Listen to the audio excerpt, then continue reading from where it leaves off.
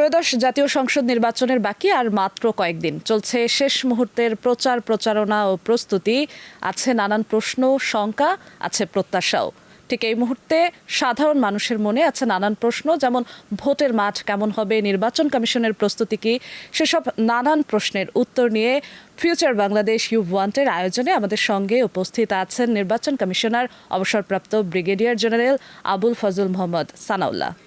Sir, আপনাকে স্বাগত। ধন্যবাদ। অনেক ব্যস্ত সময় আপনারা পার করছেন, এই সময়ে তাও আপনি সময় দিয়েছেন, সেজন্য আপনাকেও ধন্যবাদ। নানান প্রস্তুতি তো এর মধ্যে সম্পন্ন হয়ে গেছে। শুরুতে আসতে চাই, এবছর নির্বাচন কমিশন একটি গুরুত্বপূর্ণ পদক্ষেপ উদ্যোগ নিয়েছে, সেটি হচ্ছে বিদেশে যেসব ভোটাররা আছেন সেসব ভোটারদের যেন ভোট দান করতে পারে সেই সুযোগ তৈরি করে দেয়া। ইতিমধ্যেই আমরা যেমনটা জানি, সবশেষ তথ্য অনুযায়ী 15 লক্ষের বেশি ভোটার যারা দেশের বাইরে অবস্থান করছেন কিংবা সরকারি চাকরিজীবী আছেন, তারা সবাই নিবন্ধন করেছেন। পোস্টাল ব্যালট ডাকযোগে পাঠানোর কার্যক্রম, গ্রহণের কার্যক্রম শুরু হয়ে গেছে। আপনাদের প্রস্তুতিটা আসলে কতদূর? এখন পর্যন্ত কি কি প্রস্তুতি গ্রহণ করা হয়েছে এবং স্বচ্ছতা, নিরপেক্ষতা যেন বজায় থাকে সেজন্য কি কি প্রস্তুতি গ্রহণ করা হয়েছে? এখানে কয়েকটা কম্পোনেন্ট আছে আপনার প্রশ্নের। আমি মনে হয় একটু ভেঙে ভেঙে বলি। পোস্টাল ব্যালটের দুটো দিক আছে। একটা হচ্ছে দেশের বাইরের থেকে পোস্টাল ব্যালট, একটা হচ্ছে দেশের ভিতর থেকে পোস্টাল ব্যালট। এবং এগুলো আগেও ছিল আইনের আওতায়, কিন্তু আমরা প্রতিপালন করতে পারতাম না বিভিন্ন সীমাবদ্ধতার কারণে। এইবার আমরা যেটা চেষ্টা করেছি যে এই সীমাবদ্ধতাগুলোকে যতটুকু সম্ভব সরিয়ে দিয়ে একটা কার্য উপযোগী একটা পদ্ধতি অবলম্বন করা, যাতে করে পোস্টাল ব্যালটটা করা যায়। দেশের বাইরে থেকে 7.5 লক্ষের অধিক, অ্যারাউন্ড 7,60,000 প্লাস ভোটার নিবন্ধন করেছিলেন। দেশের ভিতর থেকেও সংখ্যাটা প্রায় সমান, দুটো মিলিয়ে প্রায় 15 লক্ষ প্লাস ভোটার নিবন্ধন করেছেন। প্রসঙ্গত আপনাদেরকে বলে রাখি, বিশ্বব্যাপী বিশেষ করে দেশের বাইরে থেকে পোস্টাল ব্যালট এটা খুব একটা সহজ উপায় না। এখানে ওয়েস্টেজ রেট হয় very high. Global wastage rate is around 24%। আর আমাদের জন্য বাস্তবতাটা একটু ভিন্ন। আমাদের বাস্তবতা হচ্ছে আমাদের majority of diaspora they live in middle eastern countries, এবং এই দেশগুলোতে আমাদের শ্রমিক ভাইরা যেভাবে বসবাস করেন এটা খুব ঘন বসতিপূর্ণ, আপনার ক্যাম্প লাইক এনভায়রনমেন্টে তারা বাস করেন। সেখানে তাদের ইন্ডিভিজুয়াল কোনো পোস্টাল অ্যাড্রেস নাই, গ্রুপ অ্যাড্রেসের মতন ফ্যাসিলিটিগুলো ব্যবহার করে থাকেন, অথবা হয়তো স্থানীয় কোনো একটা দোকান বা একজন পরিচিত ব্যক্তির ঠিকানা অনেকে ব্যবহার করে থাকেন। এটা একটি বাস্তবতা, এবং যে কারণে আমাদের এই ডাক ডিস্ট্রিবিউশনে অনেক ধরনের সমস্যা আমাদেরকে ফেস করতে হয়েছে এবং সেগুলো মোকাবেলা করতে হয়েছে। 2 নম্বর বাস্তবতা যেটা হচ্ছে, এক এক দেশের পোস্টাল সিস্টেম এক একভাবে ফাংশন করে। আবার আমরা নতুনভাবে এক্সপিরিয়েন্স করলাম, অনেক দেশে আপনার পোস্টাল সিস্টেমগুলো আউটসোর্স করে দিচ্ছে প্রাইভেট সেক্টরে। সো যদিও বা Bangladesh post office universal postal ইউনিয়নের সদস্য এবং সেখানে কতগুলো compliance issue as part of agreement আছে, কিন্তু যখন এটাতে আবার একটা প্রাইভেট সেক্টর চলে আসছে, তখন দেখা যাচ্ছে কোনো দেশে অতিরিক্ত খরচ বহন করতে হচ্ছে এগুলোর জন্য। এগুলো নতুন নতুন অভিজ্ঞতা। যাই হোক, ফেরত আসি আমি আপনার মূল প্রশ্নে। তো পোস্টাল ব্যালটের আমাদের এই পর্যন্ত রেসপন্স ভালো। শেষ হলে বলতে পারবো যে কত % আমরা ফাইনালি কালেক্ট করতে পারলাম। আমরা যে জিনিসটা ইনশিওর করছি, ইলেকট্রাল ইন্টিগ্রিটি যেন কোনোভাবে প্রশ্নবিদ্ধ না হয়, যে কারণে আমি প্রথম অংশটা আপনাদেরকে একটু ভেঙে বললাম যে আমাদের প্রবাসী ভাই বোনরা যে পরিবেশে থাকেন, সেই পরিবেশে যেহেতু ইন্ডিভিজুয়াল ডিস্ট্রিবিউশনটা খুব ডিফিকাল্ট, এই জন্য আমরা সংশ্লিষ্ট পোস্টাল ডিপার্টমেন্টকে বলেছি যত ডিফিকাল্টি হোক না কেন ইন্ডিভিজুয়ালের কাছেই পৌঁছাতে হবে, এবং সেই ক্ষেত্রে যদি কিছু ওয়েস্টেজ হয় আমরা সেটা মেনে নিব, কিন্তু একজনের ভোট আরেকজনের হাতে গিয়ে পড়লে যে ইন্টিগ্রিটি প্রশ্নটা আসবে সেটা আমরা মেনে নিচ্ছি না। দ্বিতীয়ত হচ্ছে, আমরা এটাও নিশ্চিত করছি যে যেহেতু লাইভ ভেরিফিকেশনের মাধ্যমেই ভোটটা দিতে হয়, সুতরাং কোনো অবস্থাতেই যেন এই জায়গাটা কম্প্রোমাইজ না হয়। সেটা আর একটা সেফটি মেকানিজম টু এনশিওর যে ইন্ডিভিজুয়াল ভোটারই ভোট দিয়েছেন, অন্য কেউ এই ব্যালটটা হাতে নিয়ে কোনো কিছু করতে পারেন নাই। এবং যদি কেউ ইভেন ভুলবশত লাইভ ভেরিফিকেশন না করে থাকেন, তার ব্যালট কাউন্টিংয়ে নেওয়া হবে না। এখন আসি দেশের ভিতরে। দেশের ভিতরে প্রায় 7.5 লক্ষাধিক ভোটার নিবন্ধন করেছেন। এদের মধ্যে আছেন সরকারি কর্মজীবী, আছেন আমাদের আইনি হেফাজতে থাকা ব্যক্তিবর্গ এবং ভোট ব্যবস্থাপনার সাথে যে অফিসিয়ালরা সম্পৃক্ত তারা। এখানে আমরা এক ধরনের ইনভিশন দেখতে পাচ্ছি যে অনেকেই আপনার যে ঘোষণাপত্র আছে, ঘোষণাপত্র স্বাক্ষর করার সময় তাদের মাঝে এক ধরনের শঙ্কা কাজ করে যে আমার ভোটের গোপনীয়তা রক্ষা হবে কিনা। আমরা তাদেরকে নিশ্চিত করে বলতে চাই আপনাদের ভোটের গোপনীয়তা শতকরা 100% নিরাপদ, কারণ ব্যালটটা খোলার পরে আমরা সর্বপ্রথম যে কাজটা করি যে ঘোষণাপত্র আছে যেখানে তার নাম স্বাক্ষর দেয়া আছে এবং ব্যালটের নাম্বারটা দেয়া আছে, এটাকে সেপারেট করে ফেলা হয় ব্যালট পেপারের সাথে, এবং returning officer is responsible to maintain the secrecy of it. তো যে কারণে এখানে নিরাপত্তার কোনো বা গোপনীয়তার কোনো সমস্যা নেই। আমরা এই পর্যন্ত রেসপন্স যা পেয়েছি তাতে সন্তুষ্ট, তবে চূড়ান্তভাবে বলা যাবে যখন এই অনুশীলনটা শেষ হয় যে এটা কোথায় গিয়ে দাঁড়াবে। ইতোমধ্যে ব্যালটগুলো রিটার্নিং অফিসারের কাছে ডেলিভারি করা শুরু হয়ে গেছে এবং এই ব্যালটটা আমরা রিসিভ করব 12ই ফেব্রুয়ারি, অর্থাৎ বাংলাদেশে যেদিন নির্বাচন ভোট অনুষ্ঠিত হবে সেই দিন বিকেল 4:30 পর্যন্ত। জি, দেশের বাইরের ভোটাররা বা পোস্টাল ব্যালটের মাধ্যমে যারা অংশগ্রহণ করবে তাদের বিষয়টি জানলাম। যারা সরাসরি ভোট দান করবেন দেশের অভ্যন্তরে, সেই ভোট গ্রহণ ব্যবস্থাপনার ক্ষেত্রে এবছর আপনারা কি ধরনের প্রস্তুতি পরিকল্পনা নিয়েছেন? পূর্ববর্তী নির্বাচনগুলোতে যে অনিয়ম কিংবা নানা অসঙ্গতি ছিল সেগুলো দূর করার জন্য কি উপায় বা ব্যবস্থা রেখেছেন? আচ্ছা, আমি আপনাকে দুই অংশে এই উত্তরটা দিই। প্রথম অংশটা যে আমাদের আইনি ব্যাপারগুলো, আমার ব্যক্তিগত মূল্যায়ন হচ্ছে আমাদের যে আইনগুলো ছিল অতীতে, আইনগুলো খুব একটা দুর্বল ছিল না। আইনের প্রতিপালনে আমরা দেখেছি যে ঘাটতি, যে কারণে আমরা যে সমস্যাগুলো দেখেছি ভোট গ্রহণের সময়, যে অভিযোগগুলো উত্থাপিত হয়েছে বা যে ঘটনাগুলো ঘটেছে, এগুলো আইনকে সারমাউন্ট করেই হয়েছে। এমনটা নয় যে আইনের প্রতিপালন করার পরেও এগুলো হয়েছে। আর দ্বিতীয়ত হচ্ছে আমরা কিছু ট্রান্সপারেন্সি ইস্যু আরও বেশি রিইনফোর্স করেছি এবার। যেমন ধরেন আমরা প্রায় চেষ্টা করছি প্রায় 100% কেন্দ্রে সিসিটিভি স্থাপন করা। আমরা চেষ্টা করছি নতুনভাবে আপনার পর্যবেক্ষক সংস্থাগুলোকে নিবন্ধন দিয়ে সত্যিকার অর্থে যারা পর্যবেক্ষণে সক্ষম তাদেরকে সংশ্লিষ্ট করা, সাংবাদিকদের অবাধ অ্যাক্সেস এগুলো নিশ্চিত করছি। আর সবচেয়ে বড় কথা দেখুন, ভোটারের চোখ বা নির্বাচন অনুষ্ঠানে যারা সম্পৃক্ত আছেন এজেন্ট, তাদের চোখ, এগুলো আমাদেরকে নিশ্চিত করতে হয়। এটা হচ্ছে সবচেয়ে বড় সেফটি মেকানিজম। তো যখন আপনার পর্যাপ্ত সংখ্যক ভোটার ভোট কেন্দ্রে আসবেন, অর্থাৎ ভোটার টার্ন আউট যখন হাই হবে, তখন অন্য বিষয়গুলো অটোমেটিক্যালি অ্যাড্রেসড হয়ে যায়। সো আমাদের মূল লক্ষ্যই হচ্ছে ভোটার টার্ন আউটটাকে নিশ্চিত করা। সেক্ষেত্রে এবছর অনেকেই আছেন যারা প্রথমবারের মতো ভোট দেবেন, তরুণ ভোটার আছেন, আবার অনেকেই আছেন যারা বিগত সময় ভোট দেননি। তাদেরকে আকৃষ্ট করতে, তারা যেন অনেক আগ্রহ উদ্দীপনা নিয়ে ভোট প্রদান করতে চায়, সেজন্য নির্বাচন কমিশনের কি ব্যবস্থা ছিল সেটা জানতে চাই। সেই সঙ্গে প্রতিবন্ধী নারী বা যারা এরকম রিমোট অঞ্চলে থাকেন তারাও যেন অংশগ্রহণমূলক একটি নির্বাচনে অংশগ্রহণ করতে পারে, অন্তর্ভুক্তিমূলক হয়, সেজন্য আপনাদের প্রস্তুতি কি? প্রথমে তরুণ ভোটারদের নিয়ে বলি। আমরা যাদেরকে তরুণ ভোটার বলছি, আনফর্চুনেটলি বাংলাদেশে যারা ইভেন মিড 30s চলে গেছেন তারাও অনেকে এই পর্যন্ত ভোট দিতে পারেন নাই। আমাদের যে ডেমোক্রেটিক ডেফিসিট ছিল গত 15-17 বছর সময় ধরে, এবং নির্বাচনগুলো যেহেতু অংশগ্রহণমূলক হয় নাই, এমত অবস্থায় অনেকে ভোট বিমুখ ছিলেন। আমাদের প্রথম এবং প্রধান চ্যালেঞ্জই ছিল এই জনগোষ্ঠীটাকে ভোটের আওতায় নিয়ে আসা। এবং আমরা যখন ভোটার তালিকা করতে গেলাম তখন দেখলাম যে অনেক আগেই হয়তো বয়প্রাপ্ত হয়েছেন, ভোটাধিকার তার হয়েছে, কিন্তু তারা নিবন্ধিত হন নাই, এবং এই সংখ্যাটা ছিল প্রায় 45 লক্ষ। এই 45 লক্ষ ভোটারকে আমরা নতুনভাবে সংযুক্ত করেছি। আরেকটি কাজ আমরা যেটা করেছি, আপনারা হয়তো জানবেন যে ইতোপূর্বে যে আইন ছিল ভোটার তালিকা আইন, সেই অনুযায়ী প্রতি বছর 1 জানুয়ারিতে গিয়ে এলিজিবিলিটি নির্ধারণ করা হতো। অর্থাৎ পূর্ববর্তী সারা বছরের ভোটাররা পরের জানুয়ারি মাসের 1 তারিখ পর্যন্ত অপেক্ষা করতে হতো ভোটার তালিকায় অন্তর্ভুক্তির জন্য।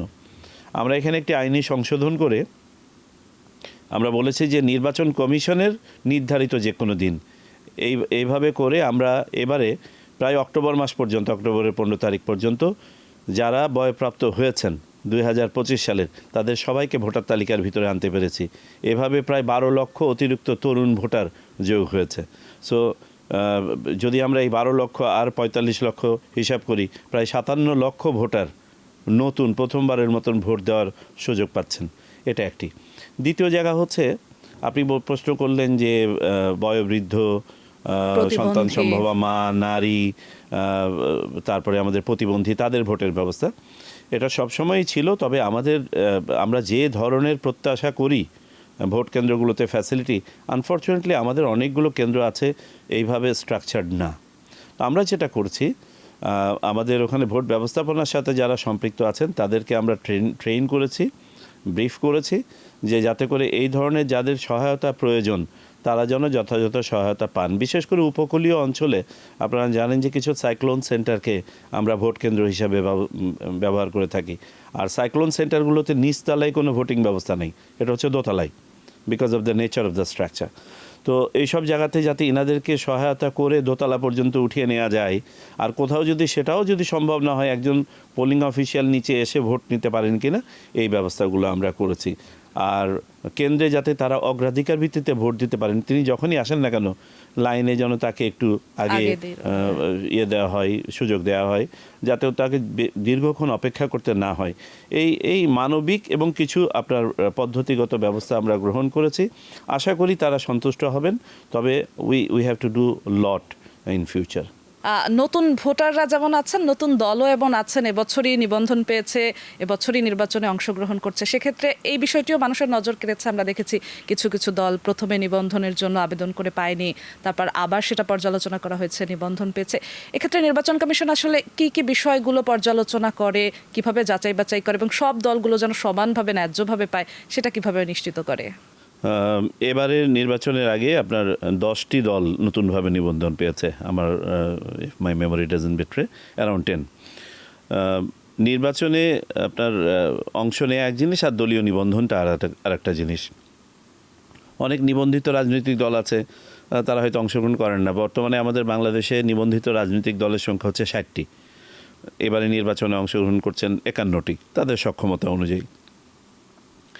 দলীয় নিবন্ধনের ব্যাপারটা হচ্ছে আপনার আরপিওতে সুনির্দিষ্টভাবে দেয়া আছে, আরপিওর 90 ধারায়, যে কি কি রিকোয়ারমেন্ট আছে।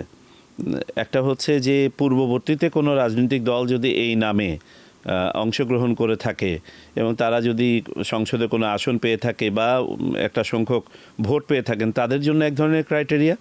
আর নতুন রাজনৈতিক দলগুলো যারা একবারে শুরু থেকে শুরু করছেন তাদের জন্য আলাদা ক্রাইটেরিয়া, এবং দুটো ক্রাইটেরিয়াই আর্টিকেল 90-তে দেওয়া আছে। আমরা যেটা দেখি মাঠ পর্যায়ে ভেরিফিকেশনে, যে তারা এই ক্রাইটেরিয়াগুলো ফুলফিল করছেন কিনা। অনেককেই দেখা যায় যে প্রাথমিক অবস্থায় তারা ক্রাইটেরিয়া ফুলফিল করেন না, তারপর আমরা যখন অবজারভেশন দিয়ে আবার তাদের কাছে ফেরত দিই, তারা আবার মাঠ পর্যায়ে কিছু প্রস্তুতি সম্পন্ন করেন। আমরা দেখি যে নির্বাচন কমিশনের পক্ষ থেকে যে সুযোগ দিলে বা সময় বাড়িয়ে দিলে কাদের পক্ষে এই ডেফিসিটগুলো, এই ভয়েডগুলো ফুলফিল করা সম্ভব। যাদের কাছে আমাদের কাছে যেগুলোকে প্রতীয়মান হয় যে তারা পারবেন, তাদেরকে আমরা অতিরিক্ত সময় দেই।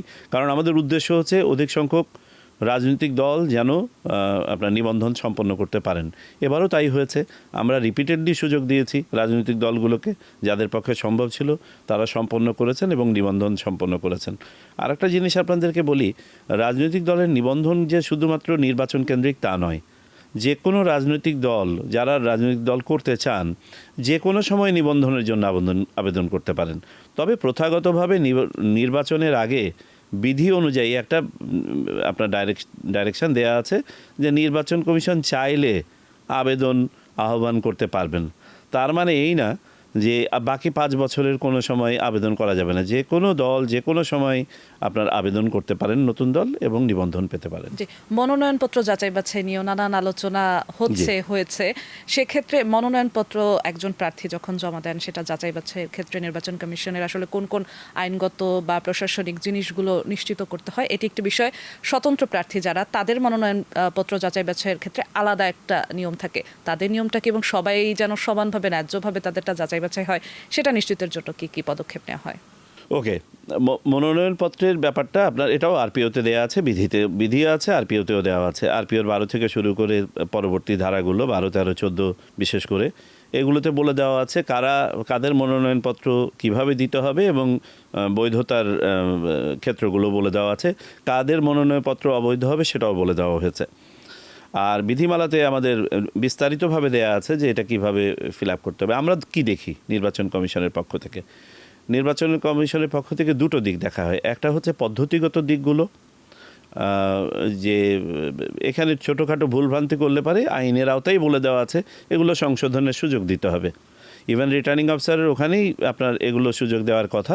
যদি রিটার্নিং অফিসারের ওখানেও পর্যাপ্ত সুযোগ না দেওয়া হয়ে থাকে যারা অ্যাপিলে এসছেন, আমরা সেগুলো এগুলো ছোটোখাটো বিষয়গুলোকে ওভারলুক করে, প্রসিডিউরাল ব্যাপারগুলোকে ওভারলুক করে তাদেরকে অ্যাপিলে আমরা ওকে করে দিয়েছি। আর কিছু জিনিস আছে যেগুলো হচ্ছে কমপ্লায়েন্স ইস্যুস, যেমন ধরেন আইন আদালতের বিষয় যেগুলো আছে, কোনো বিচারিক বিষয় যেগুলো আছে, ঋণ খেলাপির বিষয় আছে, দ্বৈত নাগরিকত্বের বিষয় আছে, এগুলো খুব স্ট্রিক্টলি দেখা হয় এবং এখানে আইনের ব্যাখ্যাগুলো যথেষ্ট স্পষ্ট। আপনার নির্বাচন কমিশন যেটা দেখে সেটা হচ্ছে যে ইতোপূর্বে অ্যান্টেসিডেন্টস কী আছে। যেমন ধরেন আমরা সম্প্রতি দেখেছি কিছু আলোচনা হয়েছে যে ঋণ খেলাপিদেরকে নিয়ে। ঋণ খেলাপিদের ব্যাংক কোম্পানি আইন অনুযায়ী একটা ডেফিনেশন আছে, আবার নির্বাচনে অংশগ্রহণ করার ব্যাপারে এখানে একটা লিওয়ে আছে, 41 DLR-এ বলে দেওয়া আছে।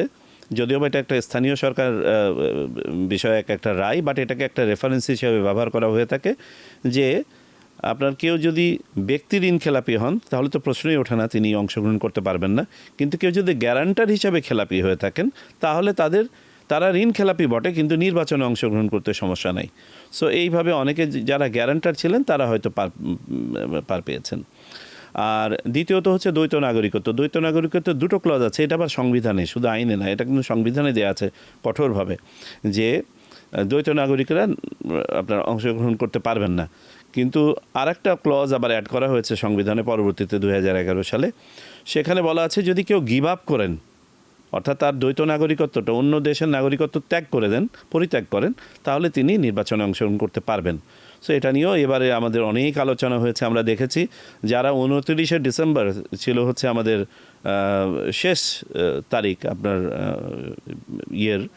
মনোনয়নপত্র দাখিলের, সেই দিনে তার স্ট্যাটাস কী ছিল, তার আগে তিনি পরিত্যাগ করেছেন কি না অন্য দেশে। যারা পরিত্যাগ করেছেন তারা ক্লিয়ার্ড হয়েছেন, যারা পরিত্যাগ করেন নাই তারা ক্লিয়ার হয়নি।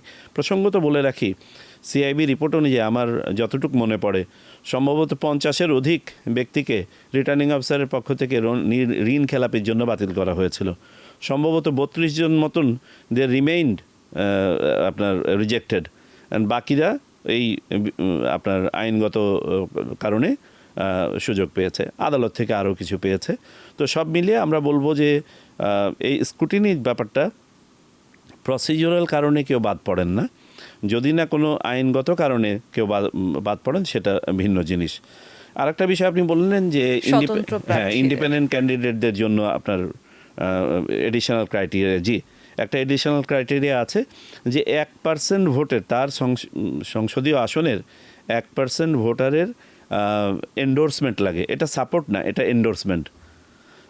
আমরা অনেক সময় এটা বোধহয় বুঝতে ভুল করি যে কেন একজন ভোটার বলবেন যে আমি অমুকের সমর্থক। নো, আমরা সেটা না। এলাকার ভোটাররা মনে করেন যে ইনি ভোটে অংশগ্রহণ করার যোগ্য, এন্ডোর্স করা। এটা কেন করা হয়েছে? এটা করা হয়েছে 2007-8 সালের দিকে। দুটো কারণে করা হয়েছে আমি যেটা বুঝি, আমি যদি এটার অন্তর্নিহিত গুরুত্বটা অনুধাবন করি। অনেক সময় আমাদের কাছে অভিযোগ আসে না যে ভোট কেন্দ্রে এজেন্ট দখল করা। তো দেখা যাবে একজন ধরেন সম্পদশালী প্রার্থী, উনি আরও কয়েকটা ফেক বা ডামি প্রার্থী দাঁড় করালেন, তাদের খরচ উনি বহন করলেন শুধুমাত্র কেন্দ্রে বেশ কিছু এজেন্ট তার পক্ষে নেওয়ার জন্য। এইটাকেই প্রতিহত করার জন্য আমি মনে করি this is a very effective mechanism. তো যাই হোক, এগুলো নিয়ে আলোচনা আছে। তদুপরি আমরা যেহেতু এটা একটা প্রেফারেন্সিয়াল ব্যাপার, এটাকে আমরা অপেক্ষাকৃত আপনার সফটলি দেখার চেষ্টা করেছি। একটু ভোট কেন্দ্রের কথা যদি আসি, কিছুক্ষণ আগে আমরা আলোচনা করছিলাম যে বেশিরভাগ অঞ্চলে সাইক্লোন সেন্টার, দোতলায় ভোট গ্রহণের কার্যক্রম হয়, কিন্তু ভোট কেন্দ্রের বন্টন বা অবস্থান নির্ধারণ, সেক্ষেত্রে যদি বলি কাছাকাছি এলাকায় ভোট দেওয়ার ব্যবস্থা থাকলে সাধারণ মানুষ বেশি আগ্রহ পান ভোট দেওয়ার ক্ষেত্রে। সেক্ষেত্রে ভোট কেন্দ্রের এই যে বন্টন বা অবস্থান, এটা নিয়ে কোনো পরিকল্পনা বা ব্যবস্থা নেওয়া হয়েছে কিনা? আরেকটি বিষয়, সেটি হচ্ছে ঝুঁকিপূর্ণ যেসব কেন্দ্রগুলো নির্বাচন করা হয়েছে সেখানে প্রার্থীদের, ভোটারদের সবার নিরাপত্তা নিশ্চিতে কী ব্যবস্থা নেওয়া হবে? ওকে, প্রথমত বলি ভোট কেন্দ্র নির্বাচন কিভাবে করা হয়। আমাদের যে বসতি এলাকা আছে সেই বসতির ঘনত্ব বিবেচনায়, দূরত্ব বিবেচনায় ভোট কেন্দ্রগুলো নেওয়া হয়ে থাকে। সুনির্দিষ্ট পদ্ধতি আছে এটার জন্য।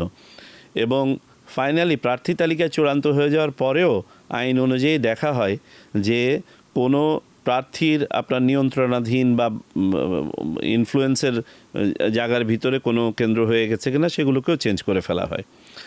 আমাদের ভোট কেন্দ্র নির্বাচনের ক্ষেত্রে আমরা একটা ভোটারের সংখ্যাকে একটা রেফারেন্স হিসেবে ধরি, নো লেস দেন 3000 ভোটার এবং maybe not more than 6-7,000 voter, এরকম আমরা হিসাব করে এগুলো করে থাকি। এটা একটা ক্রাইটেরিয়া। দ্বিতীয় ক্রাইটেরিয়া হচ্ছে এই ফ্যাসিলিটি যেটাকে আমরা ব্যবহার করব, সেটা স্কুল হোক, কলেজ হোক বা সাইক্লোন সেন্টার হোক, সেটা ভোট কেন্দ্র হওয়ার উপযোগী কি না সেটার উপযোগিতাও আমাদেরকে যাচাই করতে হয়। সো একটা বলতে পারেন উপযোগিতা, আর একটা হচ্ছে আপনার আছে কি না প্রাপ্তি, আমাদের জনবসতি, ঘনত্ব, এই সব কিছু বিবেচনায় নিয়ে ভোট কেন্দ্রগুলো নির্বাচন করা হয়ে থাকে।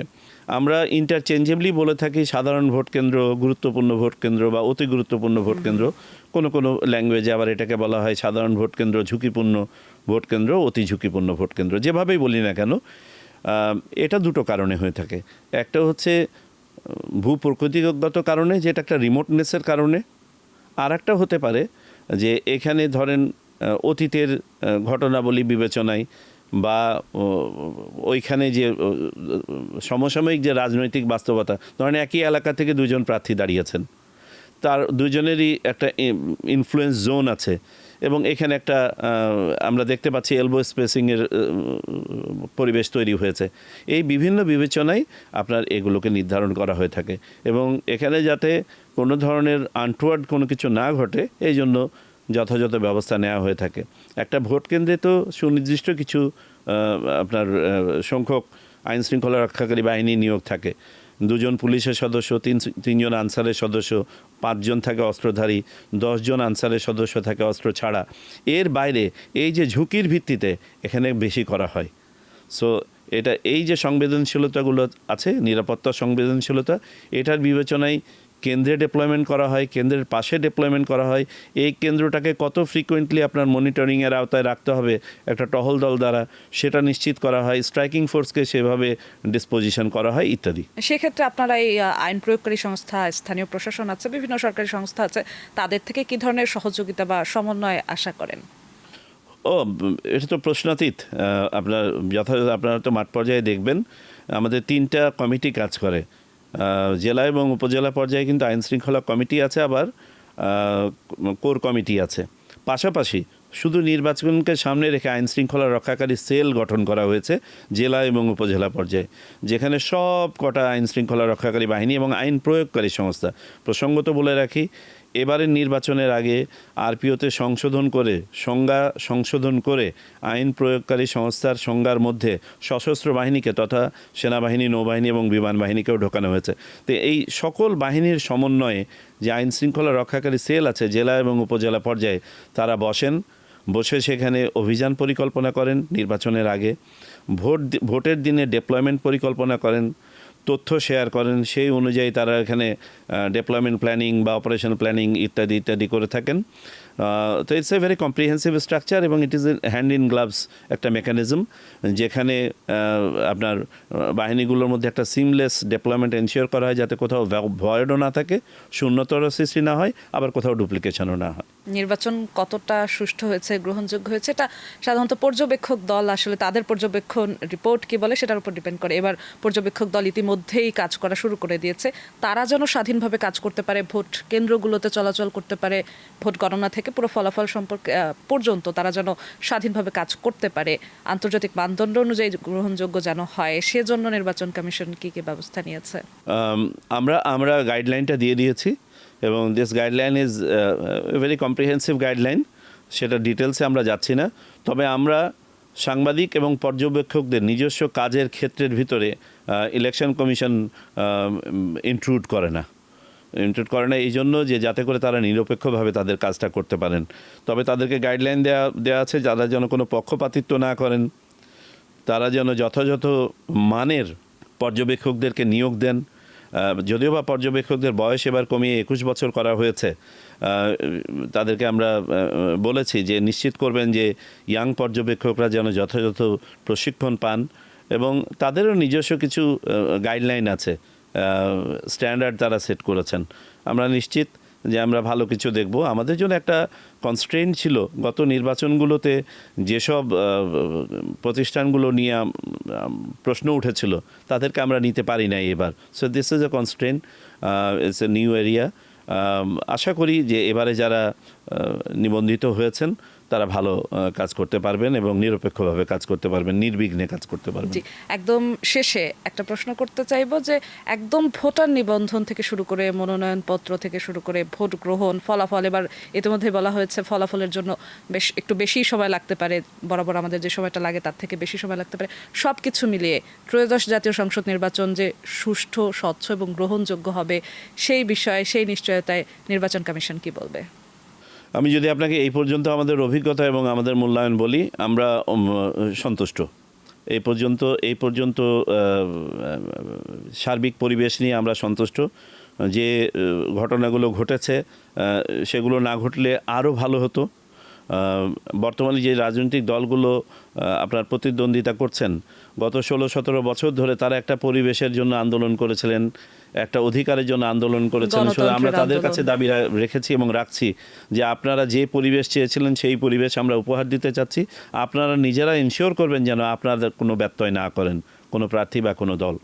এখন বাকিটা সময় যেটা আছে সেই সময়টা আমরা আশা করি সবাই সৌহার্দ্যপূর্ণ পরিবেশে, হ্যাঁ রাজনৈতিক প্রতিদ্বন্দ্বিতা থাকবে, আপনার রেটোরিক্স থাকবে, জনগণের কাছে আপনি আপনার ইস্তেহার নিয়ে যাবেন, কিন্তু সেটা যেন কখনোই কনফ্রন্টেশনাল না হয় সেটা আমাদের আবেদন থাকবে।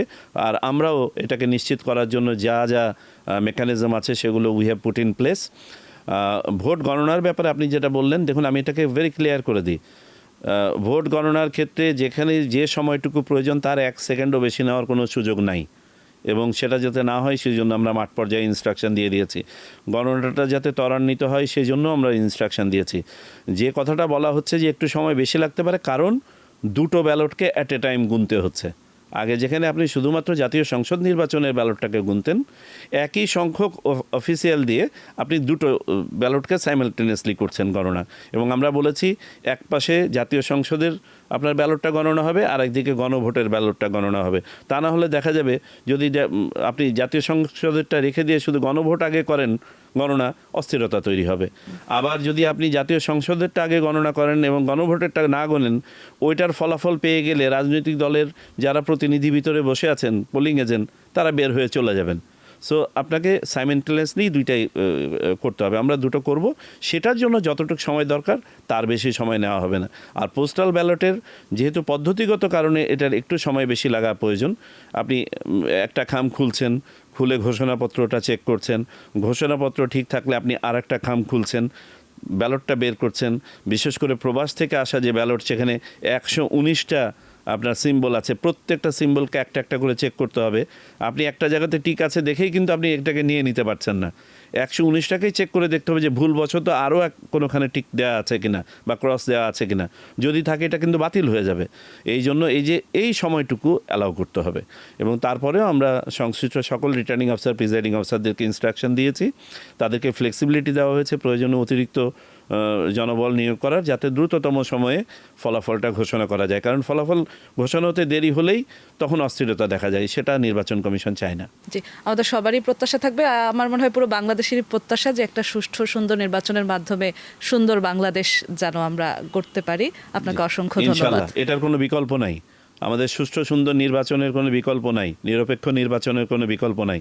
আপনার মাধ্যমে আমাদের সকলকে, যারা রাজনৈতিক দল অংশগ্রহণ করছেন, প্রার্থী অংশগ্রহণ করছেন, ভোটার, সবার সচেতনতা এবং সহযোগিতা কামনা করছি।